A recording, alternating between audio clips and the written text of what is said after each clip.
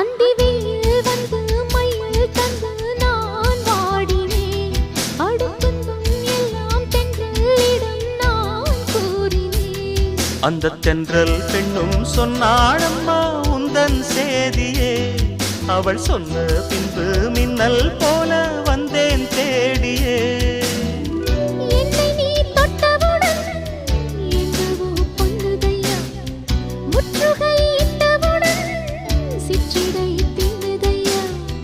வெட்கம் விடுமோ அச்சம் விடுமோ தக்க துணைதான்